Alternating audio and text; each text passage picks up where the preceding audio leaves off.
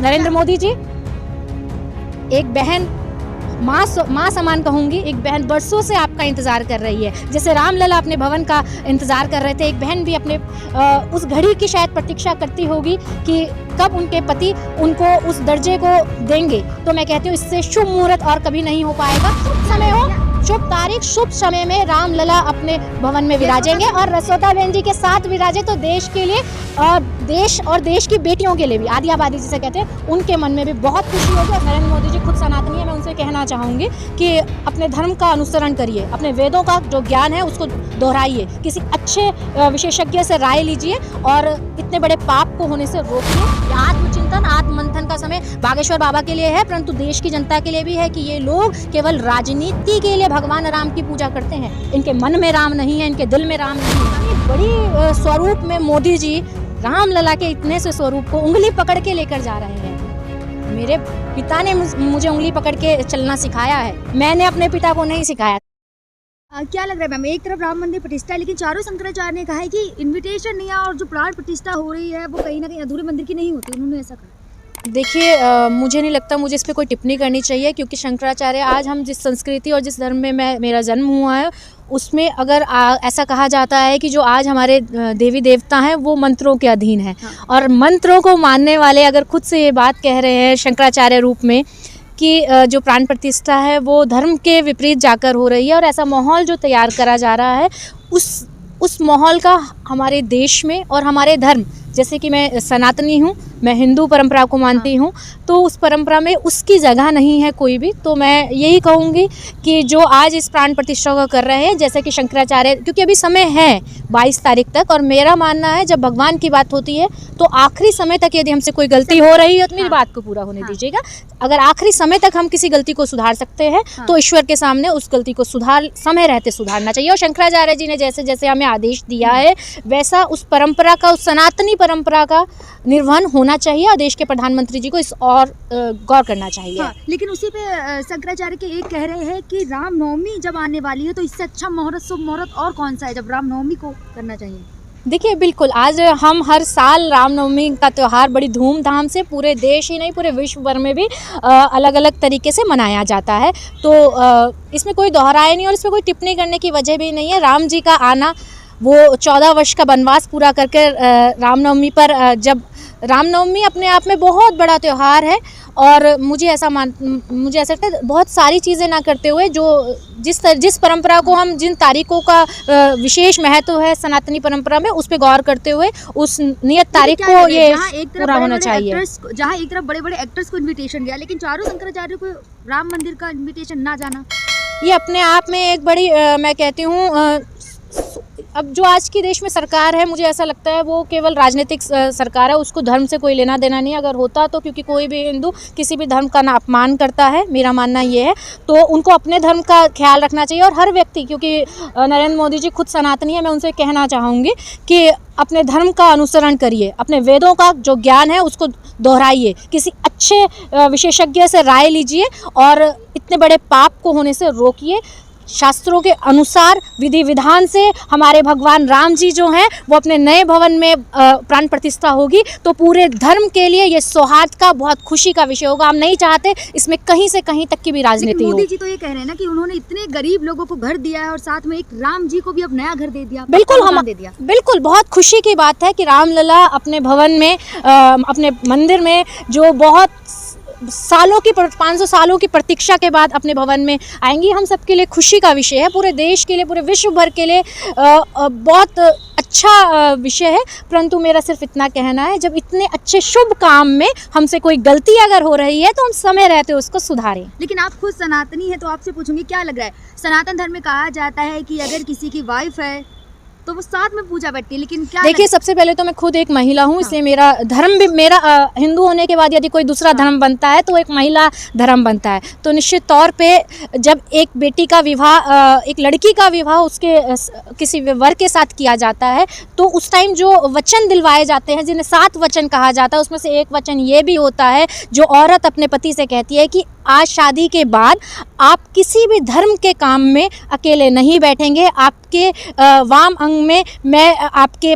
पत्नी लक्ष्मी रूप होते हैं। पति और पत्नी जब किसी धर्म के काम में बैठे हैं तो विष्णु जी और लक्ष्मी जी का रूप माना जाता है, हमने जो पढ़ा है। तो मैं आपके वाम अंग में विराजूंगी, तभी वो जो अनुष्ठान है वो सिद्धि प्राप्ति की ओर जाएगा।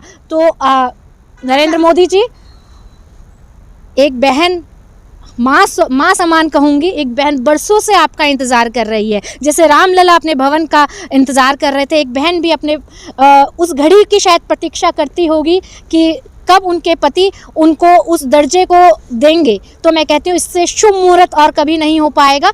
एक सबसे पहले अनुष्ठान प्रतिष्ठा, जो प्राण प्रतिष्ठान होने वाला है वो सही समय पर हो। शंकराचार्यों के उनकी जो ज्ञान होता है उसको लीजिए और तय जो भी वो तिथि कहे, जो भी हमारे धर्म और शास्त्र में कही जाती है, जो शुभ समय हो, शुभ तारीख, शुभ समय में रामलला अपने भवन में विराजेंगे और रसोदा बहन जी के साथ विराजे तो देश के लिए और देश की बेटियों के लिए भी, आदि आबादी जिसे कहते हैं, उनके मन में भी बहुत खुशी होगी। और सच में मोदी जी, मैं आपको कभी किसी चीज़ के लिए धन्यवाद नहीं करती, क्योंकि आपने आज तक युवाओं और महिलाओं के लिए सच में कभी कुछ किया भी नहीं। मैं तो ये कहूँगी जाते जाते ही सही, 2024 के चुनाव से पहले ही सही, कम से कम एक बहन का हक देकर देश की आधी आबादी को कहीं ना कहीं तो उनका हृदय में यशोदाबेन खुश कीजिए। राम मंदिर की प्राण प्रतिष्ठा। देखो, कोई भी बीवी जिसने जो उस धर्म, मतलब उनका धर्म था, वो पति धर्म को ही निभा रही हैं, चाहे वो अपने पति के साथ रहती हैं या नहीं रहती, क्योंकि मैं उनको लगातार सुनती रहती हूँ। वो उत्तराखंड भी आती रहती हैं और देश के तमाम शहरों में वो जब जाती हैं तो मुझे ऐसा लगता है वो एक देश की एक ऐसी नारी हैं जो अपने पति धर्म को निभा रही हैं। भले ही पति ने उनको कई सालों से पूछकर उनको अपनाने से मना कर दिया हो, तो ये सही समय है मोदी जी आपके लिए भी और लेकिन एक बहन को उसका हक देने के लिए। शंकराचार्य ने कहा है कि अगर मोदी जी प्राण प्रतिष्ठा करेंगे तो क्या मैं ताली बजाऊंगा। देखिए, कोई भी धर्म का काम हो, जब हमारे ऑलरेडी 4 जो शंकराचार्य जी होते हैं, तो आज से पहले कोई भी बड़ा धर्म का काम धर्म के व्यक्ति, उससे जुड़े हुए व्यक्ति ही करते हुए अच्छे लगते हैं। अब अगर मैं मंत्रों का उच्चारण करने खुद लगूं तो हो सकता है मेरे से कुछ गलती हो जाए, पर जब भगवान के रूप में शंकराचार्य जी जब खुद उन शब्दों का उच्चारण करेंगे, उन मंत्रों का उच्चारण के साथ रामलला जी को वहाँ उनको शक्तिपीठ में एक तरीके से मैं तो कहूँगी विराजित करेंगे, तो उसमें कहीं कमी नहीं होनी चाहिए। सिर्फ इतनी सी बात है। कहते हैं मैं बाबा बागेश्वर जी पे कुछ नहीं बोलना चाहूँगी। अच्छा, मुझे नहीं, उन्होंने कहा है कि जो प्राण प्रतिष्ठा मोदी जी जो कर रहे हैं उसको अगर कोई विरोध करेगा तो वो रावण की संतानें हैं। देखिए, इस बात से बागेश्वर बाबा क्या कहते हैं, मुझे ऐसा लगता है इस बात से अभी फ़िलहाल कोई फ़र्क बहुत ज़्यादा नहीं पड़ता है। बाबा बागेश्वर जी का ज्ञान उनके वक्त माने, मुझे ऐसा लगता है मैं उस पर कुछ चर्चा नहीं करना चाहूँगी। लेकिन क्या लग रहा है जिस तरीके से बाबा बागेश्वर जी जो हैं वो बस इतना बात ध्यान रखें कि राम, अंत में सबको राम में ही जाना है और राम ने ही सबके साथ जाना है। तो कुछ भी ऐसा ज्ञान ना बांटे कि राम जी अपना अपराधी आपको मान ले। हाँ, लेकिन उन्होंने ये भी कहा है कि पहले जब भगवान राम झोपड़पट्टी में थे तब मेरा मन नहीं करता था वहाँ जाने का, मैं बस एक बार गया, लेकिन अब राम मंदिर बनना है, अब मैं बार बार जाऊँगा। तो फिर तो रामलला जी अगर 5 स्टार होटल में, मतलब आपकी भक्ति जागृत हो जाएगी। और मेरे भगवान जब मैं तो कहूँगी ये देश वो देश है जो पत्थर में भी भगवान को पूजा करता है। यह आत्मचिंतन, आत्ममंथन का समय बागेश्वर बाबा के लिए है, परंतु देश की जनता के लिए भी है कि ये लोग केवल राजनीति के लिए भगवान राम की पूजा करते हैं। इनके मन में राम नहीं है, इनके दिल में राम नहीं है। बात कर रही है, भाजपा का नारा है जो राम को लाए उन्हीं को लाएंगे। भगवान को कोई क्या ला सकते हैं? भाजपा को, अभी भाजपा की पैदाइश ही अभी जुमा कुछ दिन की है और भगवान, मैंने कहा ना, हम सब भगवान, जब हम पैदा होते हैं, हमें कोई दुख होता है तो हमारे क्या नारा अपने मन से क्या वचन निकलते हैं? हे राम। आप चाहे राजनीति में हो या ना हो, आप भाजपा, कांग्रेस या तमाम विपक्षी दलों में हो ना हो, इस बात से कोई फर्क नहीं पड़ता। हे राम हर व्यक्ति की जुबान पे रहता है। और जब हम इस दुनिया से भगवान की शरण में जाते हैं तो अंतिम जो कथन होते हैं वो क्या कहा जाता है? राम नाम सत्य है, यही तो कहा जाता है।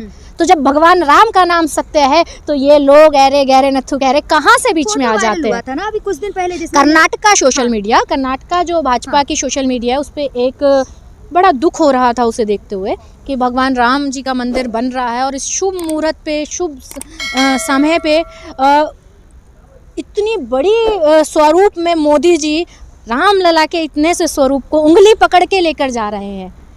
मेरे पिता ने मुझे उंगली पकड़ के चलना सिखाया है, मैंने अपने पिता को नहीं सिखाया। तो भगवान हमारा पिता रूप होते हैं, हमारे एक तरीके से हमें सही राह दिखाते हैं, तो भगवान की उंगली हम नहीं पकड़ लेकिन सकते। चंपत राय जी तो कहते हैं ना कि भगवान कि मोदी जी भगवान विष्णु का अवतार है। चंपत राय जी जो राम मंदिर के ट्रस्टी हैं, उन्होंने ये बात कही। भगवान मोदी जी भगवान विष्णु देखो, का अवतार है। चंपत राय जी अपने आप को शंकराचार्य ना माने, सिर्फ इतना सा कहना है। ठीक है, धन्यवाद।